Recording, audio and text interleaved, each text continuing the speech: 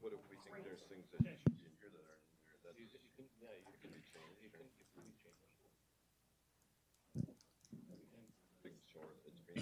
Seeing it's 3 o'clock, we will call the meeting to order. Pledge of Allegiance.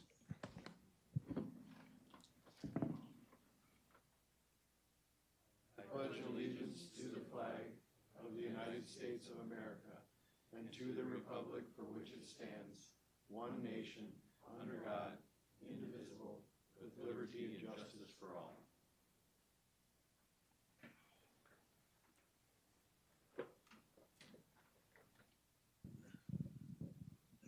Do we have any public comment?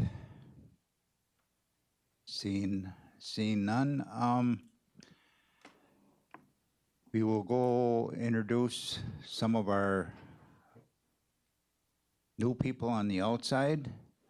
I'm Rick Seefeld, Chair of the EED Committee. My name's Bobby, Supervisor Niemeyer of District 38.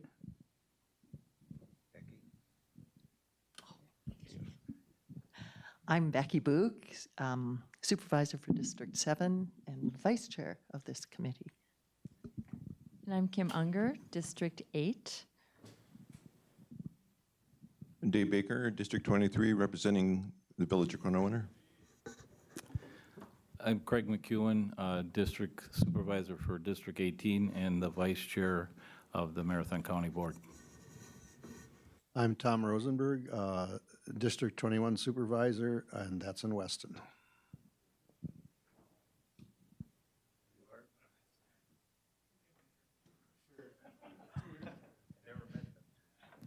All right, no, thank you. I'm Chris Holman. I'm the new Deputy Administrator. Prior to coming on to this position, I'd worked 4 years down in Portage County as executive there, so certainly familiar with a lot of different county government tasks and missions and all the things that we do. So happy to be here, and I'll be frequenting this committee quite a bit.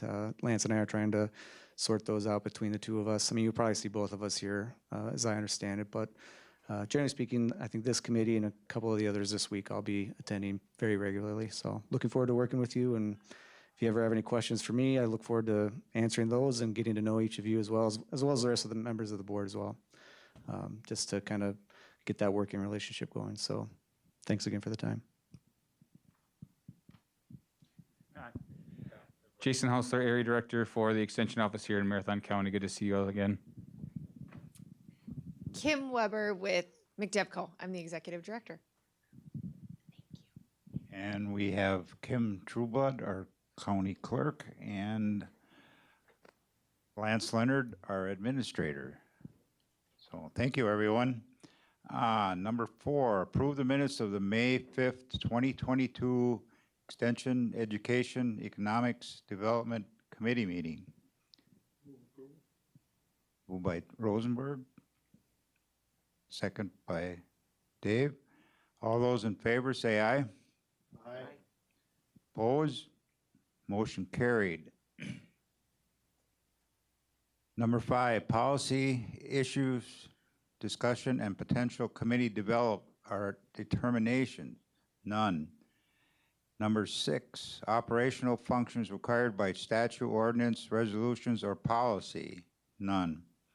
Number 7, educational presentation and committee discussion. 7A, potential update to the 2018-22 strategic plan. I'm assuming, Craig, you are going to talk with us today? Yes, thank you. Thank you, Mr. Chair. Today, I'd just like to cover the strategic plan and the comp plan. And I know there's new supervisors on the committee, and they may not be familiar with the comp plan, the strategic plan. The reason I'm just going to briefly go over that so you have an idea where some of these objectives came from on the strategic plan. So the comprehensive plan, which is this really thick book, 190 pages, I believe, but hopefully everybody at least has the executive copy of the comprehensive plan. The comprehensive plan has 64 objectives in it. The strategic plan has 12, which come out of those 64 objectives from the comp plan. The strategic plan, and I hope everybody has a copy of this, okay, is approximately 23 pages. And like I said, it has 12 objectives. Along with the objectives, on top of that, there's strategies, and below that, there's outcome measures that are used to see if these objectives have been accomplished. The reason we're looking at an update is the 2018-2022 strategic plan is due to expire the end of this year. So I had a discussion with Chairman Gibbs and Administrator Leonard about what their thoughts were with this strategic plan. And we all agreed that we don't feel that this plan should be just scrapped and start over, because there's many objectives in there, and there's still a lot of strategies in there that haven't been utilized that we can build on. But since 2016, or 2018, when the comprehensive plan was developed, many things have changed. We had the pandemic, technology, and of course, probably the biggest change are new supervisors. And when we looked at the 12 objectives that we took out of the comp plan to put into the strategic plan, many things have changed. And like I said, new supervisors, what I'm encouraging you to do is look at the comp plan. It's, like I said, there's 64 objectives and I think 208 strategies that go along with them, and then outcome measures that are on the bottom. Because, you know, what was important in 2016 that we felt we needed to move up to deal with in the next 5 years may have changed. And many of the new supervisors might have other ideas that they could pull out of the comp plan that they feel might or could be moved up into the strategic plan, which would accelerate dealing with those objectives sooner. Now, when I was going through the comp plan and the strategic plan, and what I did find, there were two objectives that I felt should be moved forward, and it's just my opinion. And I'll cover those after I get to the three questions, which are on your agenda, that I would like every committee, this is the fourth committee now that I made this presentation to, there's three questions that we felt could help with updating the strategic plan. And the first one is, what new strategies need to be added to the existing objectives in this plan? So if there's 64 objectives, and like I said, I have two examples that I think should be moved up into there. But what I've been encouraging this committee to do is look at those 64 objectives and see if they should be added to this strategic plan. Now, there were some good questions at some of the other committees. Some of the supervisors said 64 things, that's too much to do. I mean, we can't possibly cover it. We understand that. That's why 12 of the 64 were put in to the strategic plan. Now, that doesn't mean that those objectives that are in there shouldn't be considered. And like I said, if those are things that other supervisors feel that we should be dealing with because things have changed, that's fine. Those are discussions that I want these committees to have. It's up to you, it's up to your committee to look at the objectives that this committee, which has, out of the 12 objectives in a strategic plan, this committee is the lead committee for 4 of them. You share the lead committee on 8.7 with infrastructure. Then you have 10.6, 10.8, and 10.10. And like I said, there's, in 8.7, there's five strategies listed for 8.7. So that leads me to the next question, number 2. Should any of those strategies under your objectives be prioritized? So A through F or A through E, we didn't put them in, order of importance. It was just different strategies, and some might be more important than others. If you look at those strategies in the strategic plan, and you think this is the most important, this should be number 1 or this should be number 2, that's fine. That's up to this committee, how they would like to do that. The 10.6 has 2 strategies, 2 outcome measures. 10.8 has 2 strategies, 2 outcome measures, and 10.10 has 3 strategies and 2 outcome measures. And also in there, in every one of the objectives, there are committees, departments that could contribute to that particular objective. And you can review those, and that may help this committee later on decide what staff is needed to utilize or implement some of these strategic plans. The third question, are there any objectives or strategies in the 2016 plan to be added to the strat plan? And we talked about that a little bit before.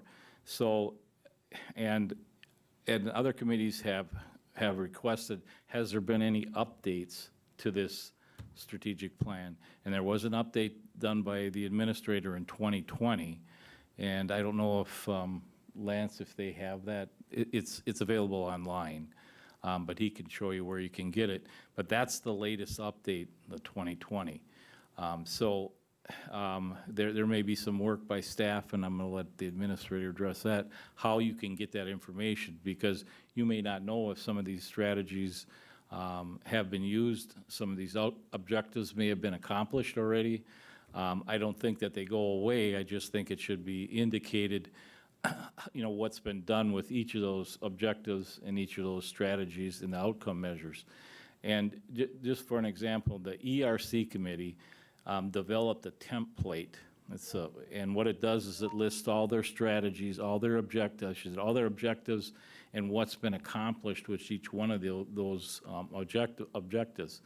And theirs is pretty recent. It's been updated. And I would encourage this committee to look at that template. I know Sarah, when she was chair last term, she started working on it. I don't know where she got with it. Are you familiar with the template, Mr.? Okay. Well, and if you need help with it, who's the vice chair? Becky? Okay. Well, I can work with her, because the vice chairs are now responsible to kind of lead the strategic plan for each one of their committees.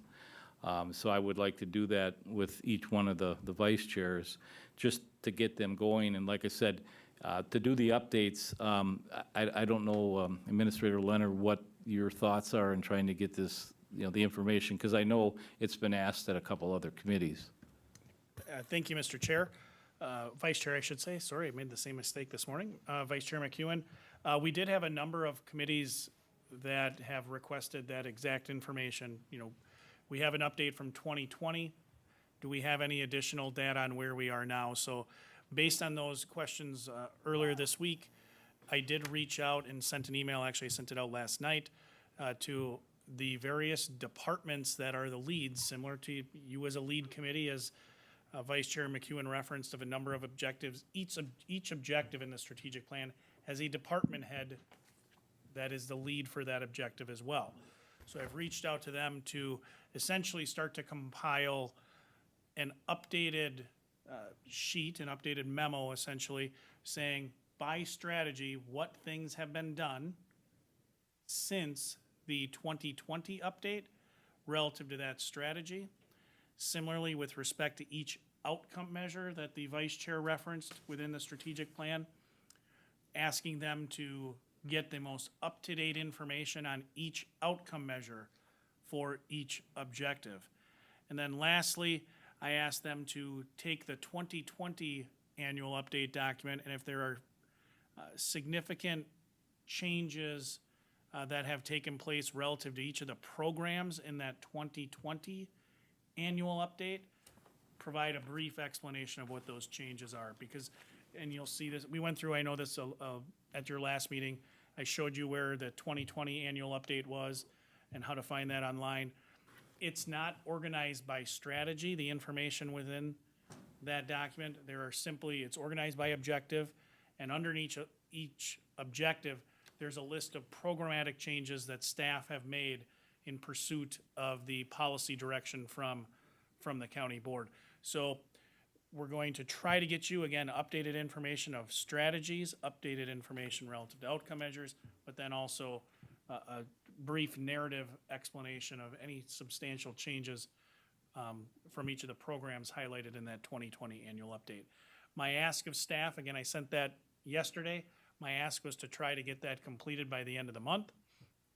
I'm not sure if that's a reasonable ask, but that was my ask, that which should allow me hopefully to bring back to the committee, whether it's in July or probably more likely August, each of the committees an update as to where we are. But just to further expound upon what the vice chair is looking for in these, with each of these three questions, it's really this recognition that at the end of the day, your role as policymakers, simply put, is you are resource allocation people. You tell me as the administrator where you, as the policymakers, want the time, energy, and effort of staff to be expended. So the 12 objectives you put in your original 2018 to 2022 strategic plan was an exercise in that. You identified 12 things that you wanted to really have staff focus their time, energy, and effort on. The question is, if we extend this strategic plan another 2 years, in light of all things that have changed during the life of this plan, are there strategies you want added to the existing objectives? Or are there new strategies? Should those strategies be prioritized? For example, there's strategies within some of the natural resources areas that call for the development of plans, a groundwater protection plan, or the evaluation of whether or not we should have groundwater monitoring be maintained voluntary or moved to mandatory. Do you want one of those before the other? So that's the question of prioritization. And then the last one, looking through the comprehensive plan, are there things that need to be taken from the comprehensive plan and moved up into that strategic plan? And as the vice chair indicated, you're the fourth stop on his continuing tour of committees, and there have been, I think, a couple of examples he wants to highlight about, things that perhaps weren't priorities in 2018 when the strategic plan was put together that are still in the comprehensive plan that maybe, in light of all things that have happened over the last 4 years, should be highlighted and move forward, prioritized and move forward into that strategic plan. Thank you. Any questions so far? Comments? I just have one question. Is it the norm to add more strategies and prioritize, or at any level are some deleted or even combined? Otherwise, I mean, it looks like an awful lot of strategies when you consider all the objectives. So, I mean, does that ever happen that some strategies become obsolete or maybe less important, or can be combined with another?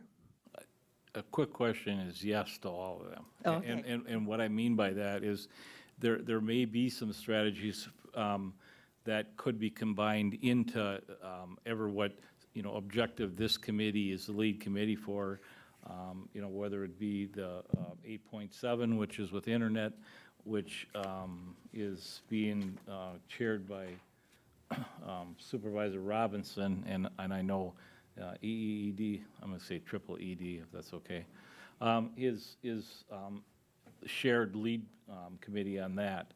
And then the other ones, and you could fit some of these other categories. And for an example, the one that I think, but like I said, yeah, you can do add, delete, highlight some, move them into another area that, you feel that it would fit into that objective. And like I said, the main point is that there are things that have changed. Some things may not be as important as they were back in 2018 as they are now. They may have other issues that came up that are more important. I don't know that any of them have to go away, but there may be some that can be bumped up into the strategic plan, because what we're looking at, and I don't want to speak for Administrator Leonard or Chairman Gibbs, but I think we're looking at extending this for 2 years, for this term, of this committee. And we've never had to change this because it's not going to expire till the end of the year. So we didn't do any of what, you're asking with this strategic plan. We didn't change anything or delete anything. But, some of the outcome measures were due in 2019, some were 2021. But they may have been accomplished. And I think we had discussed that at the last meeting, and I don't think you take it out of here. You maybe indicate that it's been accomplished. We don't want to lose the fact that it was important and we were able to accomplish, some of these strategies or some of these outcome measures. We don't want to delete it from the strategic plan, but indicate that it's been taken care of. And that's what Administrator Leonard was referring to when he was going to do the update. The 2020 update that the administrator did, I don't know if anybody looked at it, but it is so easy to follow. It's got it listed, every objective, progress on it, what's been done with it. You can look at that versus the outcome measures or the strategies.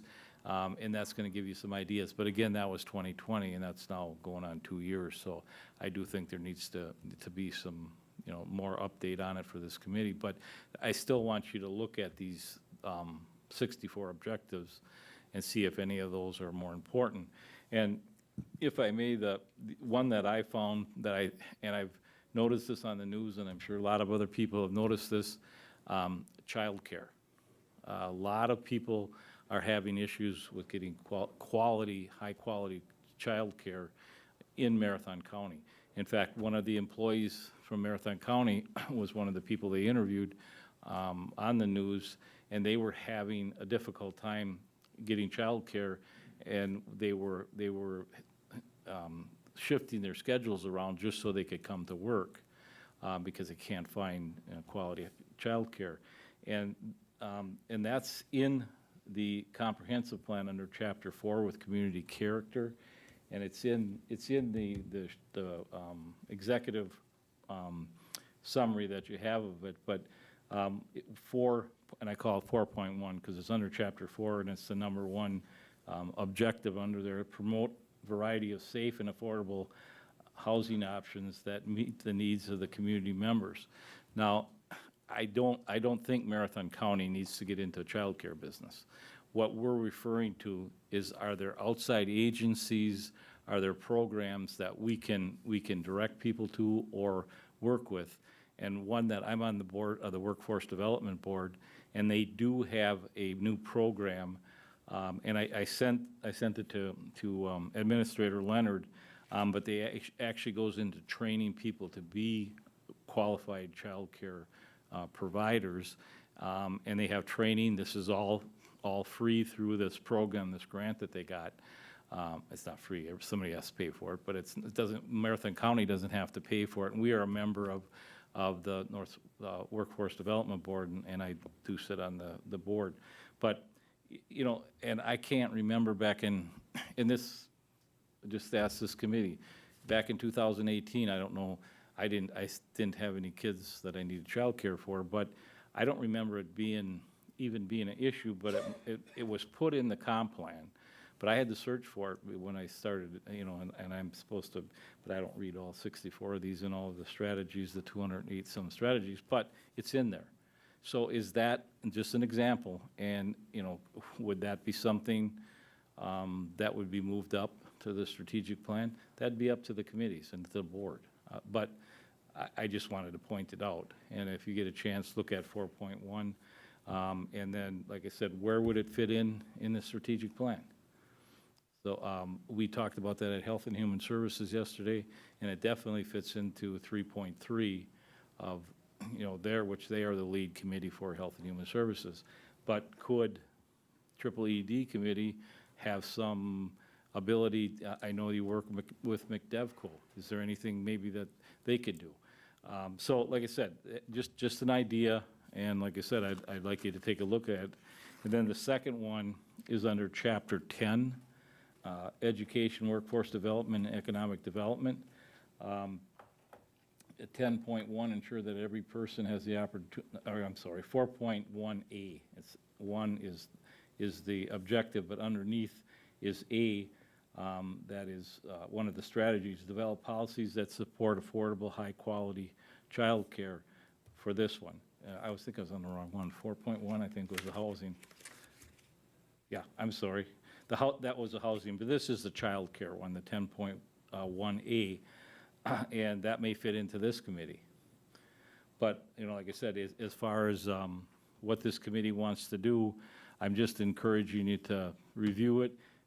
We'll try to get the updates to you. However, I still think you can start reviewing the comprehensive plan, which is a lot more, you know, outlines a lot more of the strategies that are actually in the strategic plan. So I don't know if you have any questions or comments or anything. Any questions for Vice Chair McEwen? Comments? Dave? So I've had a surprising number of constituents contact me about this. It's the largest issue I've had in terms of constituent contact. The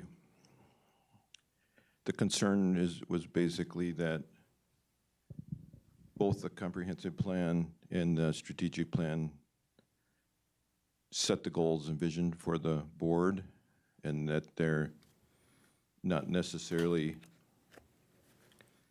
in tune with what maybe the majority on the current board is, which is maybe more of a focus on limited government than we've had in the past. So one of the questions that I would like to see asked as we look through each objective is to ask again, is it an appropriate role for the county government to be involved with? You know, just because it's in the comp plan or the strategic plan doesn't necessarily mean that the majority of the board will think that that's an appropriate thing that we should be involved with. Versus, say, maybe a municipality should be in charge, you know, should be focused on that, or it should be an individual taking initiative and responsibility for that.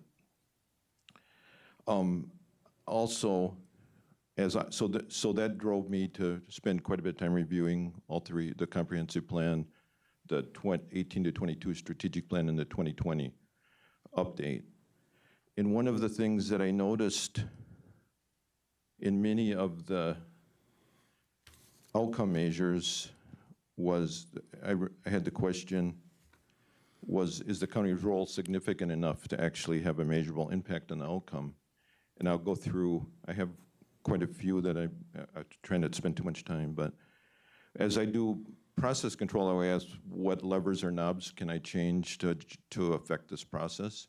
And then, you know, we have an outcome that we want to measure. What are we changing? What as a county do we really have control over? So I'll illustrate that with a few. So if we look at 10.6, the outcome measure 1 is that the current workforce participation rate will increase by 5%.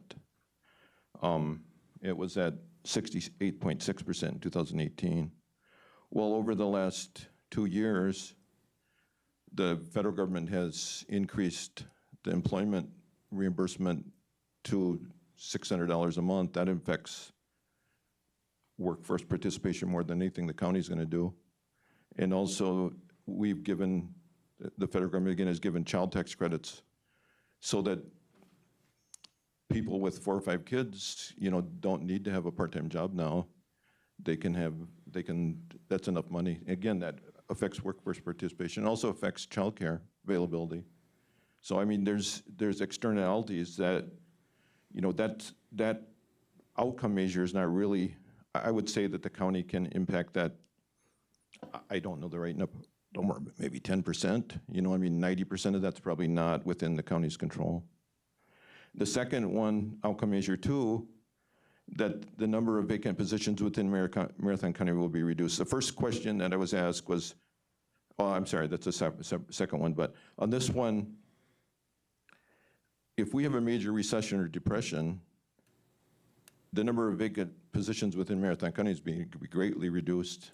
That doesn't mean we desire, or, you know, that's not, so that can be reduced and it'd be a very bad thing. So I mean, I don't think that's a very good measure of, you know, I'm not sure that that's a measure of whether if we decide that the county should be involved in objective 10.6, I don't think those two outcome measures are very well defined. In 10.8, I have the utilization by December 30th, 2022, utilization of available vacant business and industrial park space will increase by 5%. Well, I think in that case, I don't think that's really desirable either, because we should be developing new industrial park space at the same rate as we're building it out, so that utilization rate, I think, should stay constant, not go down or not go up. You know, we don't want to build out all the park space and then not have any place for new businesses. And 2, the number of full-time and part-time employee positions in Marathon County will be increased or maintained. That caused a lot of concern with one of the people that talked to me, and I said, no, I don't think that's Marathon County employees, that's all the employees in Marathon County. Again, that one, I don't think that the county has very much impact on that outcome measure. I mean, they have some. I'm not saying it's not any, but I don't think it's very large. I think you know, we need to write outcomes that are measuring more what we can control. In 10.10, or let's see, 10.10. Yeah, 10.10. Yeah, 10.10 is Triple ED committee. The number of businesses in Marathon County will increase. I would be interested to see how many businesses declined or went out of business during COVID, based on the state enforcing shutdowns. So, I mean, we could have maybe said that, you know, we're not going to participate in the state shutdown, but other than that, I don't think that, you know, I doubt that the number of businesses actually increased. I don't know the number, but I'm guessing it went substantially down. In outcome measure 2 under 10.10, I don't know what that means in terms of received business assistance from Marathon County Development Corporation. We sustained for 3 years. So does that mean the businesses will stay in business for 3 more years? Does that mean Marathon County Development Corporation will continue to fund them for 3 years? That needs to be, for me, I don't understand that, so I think that should be better defined. And then in the last one is 10.12, which we are only supporting. But if you look at, so now I'm doing a Cronin-Witter pitch here. I'm putting on my Cronin-Witter Village hat. So strategy A is maintain a safe highway network to provide access to all communities in the county. Strategy C is work with municipalities to maintain a competitive inventory of serviced industrial land and office sites. Strategy D is provide appropriate access for trucks and employees for all business and industrial park sites. And strategy F is secure state and federal funding to maintain infrastructure and support economic growth. So I would like the board to consider adding an outcome measure 3, which would be, I'm not sure of the date, but by December 31st, 2023, adoption of an I-39 interchange at Kowalski Road as a part of the MPO long-range plan. The economic impact statement prepared by the North Central Wisconsin Regional Planning Commission said that this action would give us an employment increase of 1,200 to 2,100 jobs, an increase in tax base exceeding 72 million. So that's something that the county actually has very good control over. It's, you know, it's not an abstract goal that we maybe control 10% of. That's something we could do, and it would have a major impact on our economic base and on our tax base. So thank you. Thank you for those comments, and that's exactly what I want. I would like this committee to do, is to look at those like Mr. Baker did, or Supervisor Baker did, and if there's, there may be other supervisors that have some other adds or subtractions or emphasize something else. Like I said, that's exactly what you need to do, is look at, and he did review the objectives that Triple ED committee is the lead committee for, and even some that they're the supporting committee for, and that's fine. Back in 2018, when this was adopted, those were issues that came to the forefront. Are they still issues? COVID, and I think I said that earlier, a lot of things have changed since 2018, including the pandemic, including technology, the new board. So I'm not here to tell you what strategies or different things you want to add. That needs to be discussed amongst this committee. That's your job. You're the policymakers on this committee. So, you know, and I welcome comments like Supervisor Baker brought up from all the committees. So I appreciate that. Like I said, I don't necessarily agree with all of them, but that doesn't mean it's wrong. I mean, I have opinions, and I hope all of you have opinions. So like I said, I appreciate that, what Supervisor Baker did, and I hope the other committee members do that also. So, are there any other comments? Any other comments? Lance? Sure. I think it's a perfect segue into, again, you know, there was a question asked, what is your role? And I think the vice chair indicated, yeah, you can change. This is your plan that drives resource allocation. When I give you that update from staff, you certainly will have certain strategies that we will note to you that we believe we've completed. And I'm just showing you objective 3.3, ensure every child makes it to adulthood with health, stability, and growth opportunities. You'll see strategy A and strategy E relate to the development of a plan, essentially, and the approval of a plan, which is strategy E, to create a trauma-informed response system. The county board approved that plan, I want to say that was April or May of 2020. So you're going to hear from us, that was after the annual update came out, but you're going to hear that, hey, you have approved the plan, and this is the date. Similarly, with that objective, you'll see the outcome measures at the bottom, outcome measure 3, for example. Develop by December 31st, 2019, at least one practice change that's aimed at decreasing the number of young adults age 17 to 20, 21 in our jail that were the subject of a court order for services as a child. And we have done that. We've implemented a number of those. Similarly, strategy C, a comprehensive risk-based assessment to address juvenile offenders. That is referenced in that 2020 annual update. We've done a number of we've executed a number of the strategies that you've outlined. We'll get you updated information relative to the data that you highlighted and you requested as part of your strategic plan, but absolutely, you know, building on the point Supervisor Baker, I think at the foundation of what he's saying, some of these outcome measures we fully recognize probably should be changed. They were the best attempt by the board and staff to provide information to the board at the time that we had it. And I just want to clarify, the outcome measures weren't derived from the things that we have direct control over. They were derived from, you know, the question that we asked, that the board asked, was how would we know if we were accomplishing objective 3.3, again, this visionary goal that the board identified, ensure that every child makes it to adulthood with health, stability, and growth opportunities. Very, I mean, sounds great. Laudable, aspirational, aspirational, how would you know you're actually moving in the right direction? That's the question that the board asked that led to the generation of outcome measures 1, 2, and 3. We would expect if more children were making it to adulthood with health, stability, and growth opportunities, we would expect the graduation rate to go up, the high school graduation rate. We would expect a reduction in the number of days that children are out of home in Marathon County. And we would expect fewer kids to make that transition from the juvenile justice world to the adult criminal justice world.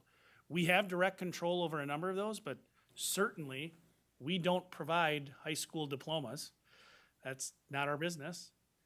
But we do have some things we can do a little differently in terms of partnerships that, at least from the staff side, we believed could move that needle.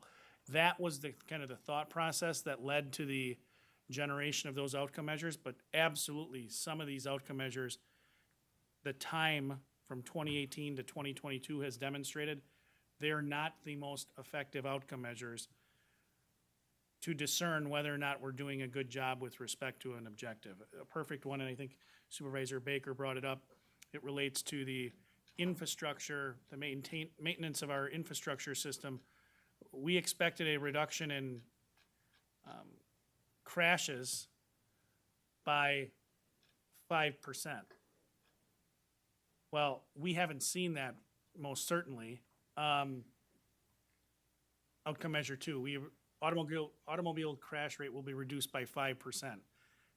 Not the greatest measure of, are we maintaining infrastructure to support economic growth? Certainly important to have a traffic safety plan for all of our roadways, and we have done that. We have that study identifying certain things to do on certain roadways, but the hope is, at least certainly from my perspective as your employee, that you go through and you say, hey, this is no longer a strategy we want to pursue. This is a higher priority, so we know where to put our time, energy, and effort, because it is very finite. And your plan, as the Vice Chair referenced, your comprehensive plan, 64 objectives with over 200 strategies. That's quite honestly more than any team could accomplish. Your strategic plan is more than any team could accomplish. Because again, these are big, large, they're complex issues that aren't always overly well defined. So my ask again is to go through, like the Vice Chair said, try to identify those areas. What are we missing? And what maybe in 2018 wasn't a true priority and now needs to be made one? And the Vice Chair brought up two that have been kind of recurring themes at each of the prior committees. Affordable housing, or really any housing, and childcare. Things that were within the 2016 comprehensive plan, which again, I think speaks to the very solid job that the board did in 2016 with the development of that plan. There's a lot of stuff in there that ended up being proven right, that these are areas we need to focus on, but what needs to be moved to the top of the list. Thank you. If I may add just two more things. Sure, go ahead. I would encourage everybody, I don't know if you got a copy of the life report. This is the latest one. It's 2019 to 2021. I don't know if they're going to be coming out with a new one. I know with the COVID, and I don't know what their schedule looks like, but they have life calls to action. Two of them are childcare and housing. This was back in 2019, so it was something that they thought should be on the forefront. Not saying that they're 100% right, I'm just saying it was a group of committee people that were from Wausau and the surrounding areas that came up with this life report. And so, like I said, it was an issue. We mentioned it in the comp plan. It was not brought forward to the strategic plan just because of the latest issues that have been coming up with affordable housing and quality childcare. I brought those up. Whether this committee can fit it into one of their objectives or not, that's fine. But I just wanted to use those as an example that I think are issues that had come to the forefront now and wasn't in 2016. It was an issue, but apparently not. And I was on the task force for the comp plan and for the strategic plan. And it took us 2 years to develop each one of them. There were a lot of meetings, and like I said, it was, I think, well thought out. Were all the things brought forward? Were there some other things that weren't?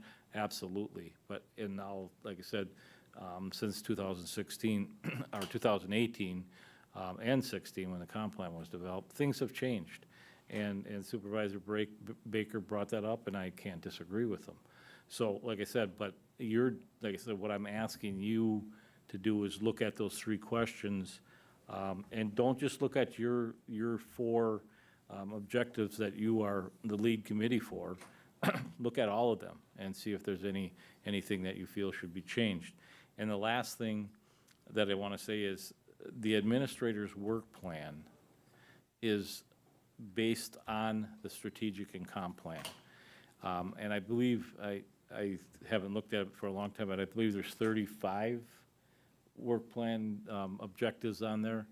And they're not going to all be accomplished either. I understand that. And he understands that. But if we're the community leaders telling the staff what needs to be done, and they're supposed to make it happen. So, like I said, I do appreciate the conversations. It was great input, and like I said, I'll be trying to meet with the vice chairs over the next month, and like I said, we'll follow up with, future meetings. So, are there any other questions? If I can add one thing, that last point that the vice chair made, staff are we're going to figure out, we need you to tell us what you want us to figure out. If you say, hey, access to affordable housing is an issue, to Supervisor Baker's point, the county can't do everything. In fact, you've heard me say this before, you are prohibited from doing a great many things. But there are things that are within our scope of control, and we could bring you back a plan where maybe the thing we do is we convene, like I'll talk about in a little bit, our role is one of convening stakeholders to come together to address the problem. We will develop the how. What we're looking for from you, what I'm looking for from you as part of this exercise is tell us what the priority is. If you say access to childcare, like you did, the board did previously, access to high-quality, affordable childcare is an issue, and we want the county to assess how to do that. The county staff, we're the ones that develop the how. We bring it back to you when we need approval of a plan, or we need to pay for something. And I'll talk about that in a little bit. But I don't set the priorities for the county. All of you do. You set what are the things you want us to look at through this strategic plan. We have a lot of things we're required to do. You've heard me say that before. Child protection. When you look at Objective 3.3 and the work we do with social services, there are mandated services we have to deliver. Much of the work in the jail is set, not by you, but by state statute, administrative code provisions. There's a lot of that, but there's also a very important role for policymakers on things like childcare, not within the county wheelhouse per se, but we can develop a plan where we could play an important role, but that ultimate decision is one for the board. Any other questions from the committee? Thank you, Vice Chair McEwen and Administrator Leonard, for that very good presentation. Thank you. Looks like we got some work to do. So everybody in their spare time, take a look at this and see what we come up with. Moving on to 7B, update from the administrator on child care grant applications. All right, thank you, Mr. Chair. Up on the screen is an announcement, a press release that was released, I believe, on Tuesday from the Department of Children and Families. We've been talking a lot about childcare, and as Chair Seefelt referenced, At the end of last term, one of the questions that the vice chair asked about 6 months before the end of the term, we went to every committee and he asked, hey, you got 6 months left. What are some priorities you want to start to address, or you want to provide direction to staff, to me, to build into my annual work plan? And the thing that came out of this committee, the former committee under the previous term, resoundingly was childcare, as Vice Chair McEwen referenced. So one of the things that staff brought back and said, hey, there's a childcare grant available. You want us to apply for it? And the direction we got was yes.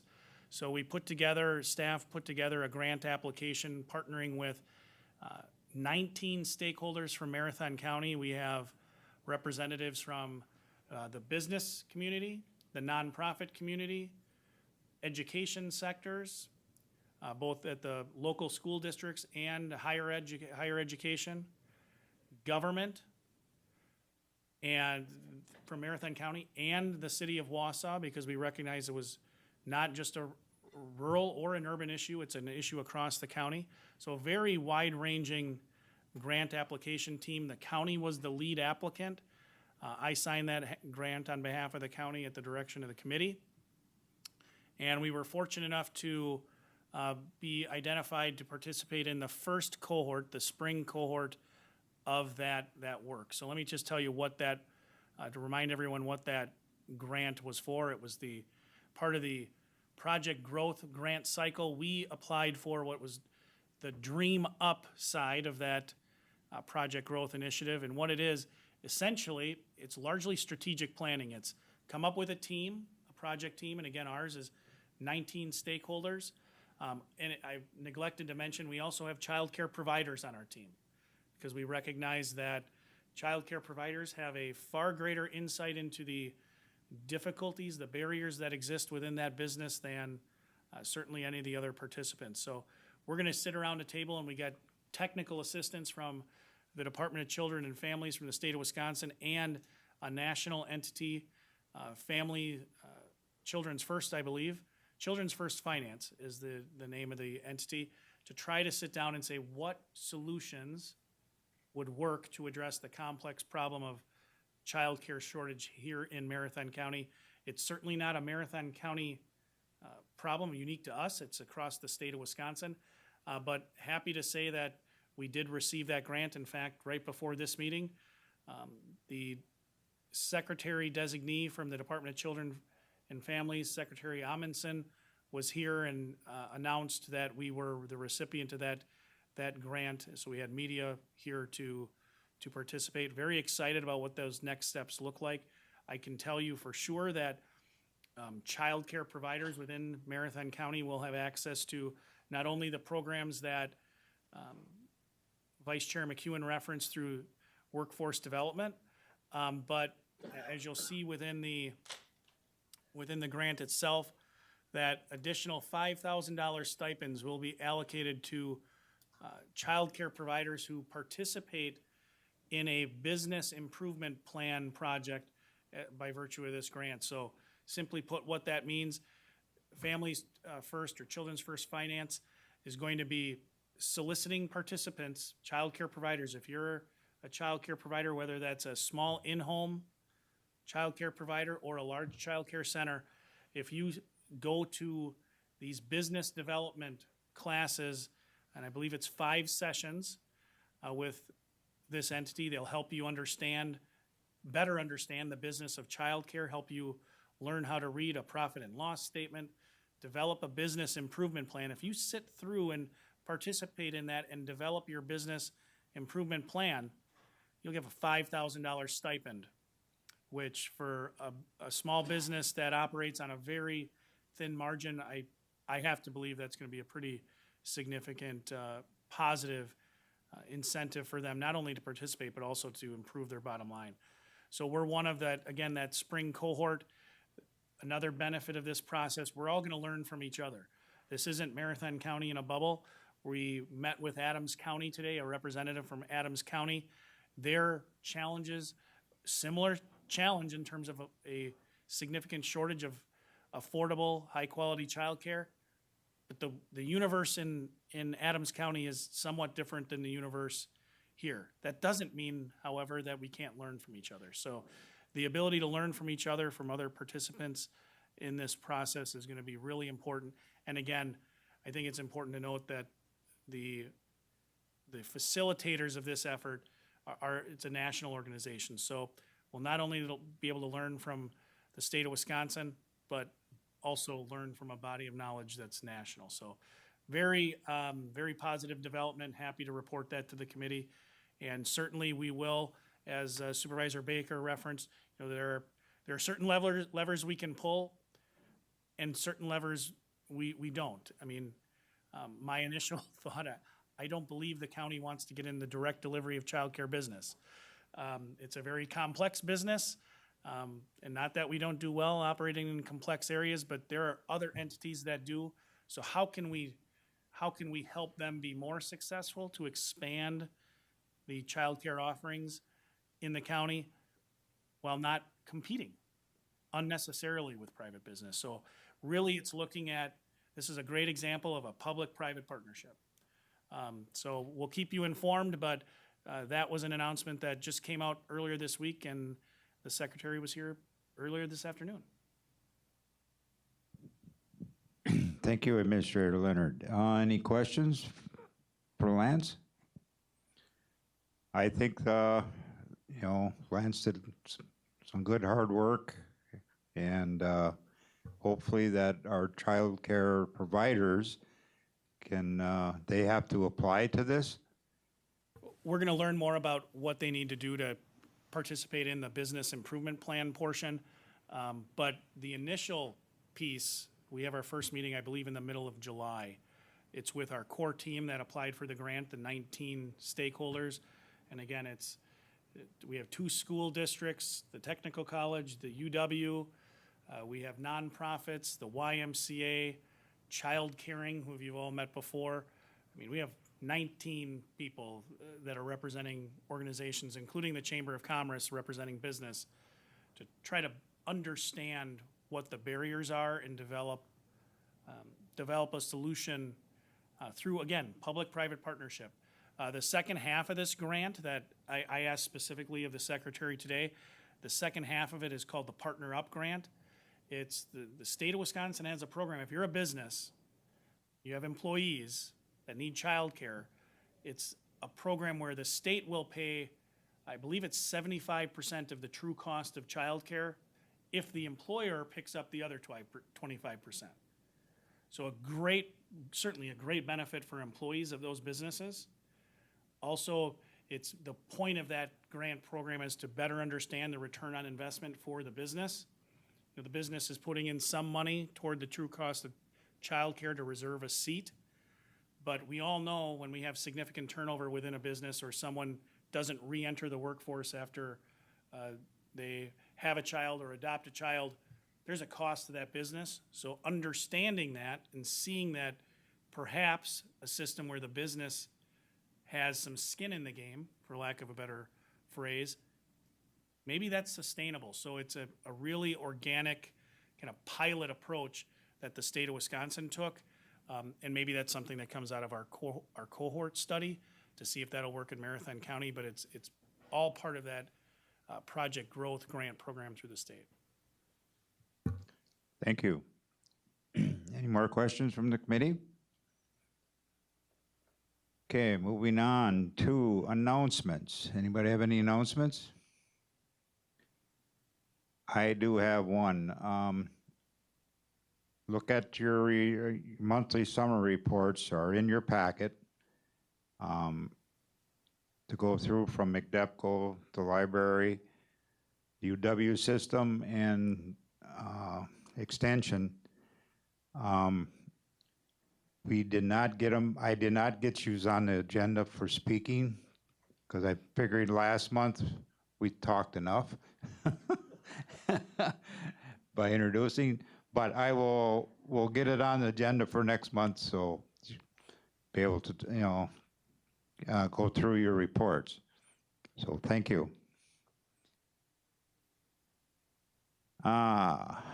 8A, future meeting and agenda items. Next meeting scheduled for Thursday, July 7th at 3 p.m. Please bring some agenda items, especially take a look at the strategic plan. The sooner we take a look at it, the better we're going to be. So, number 9, adjournment. Do I? Supervisor Rosenberg? Supervisor, how do you put? Niemeyer. Okay, I got troubles with names, so. Okay, all those in favor, say aye. Opposed? We are adjourned. Thank you, everyone.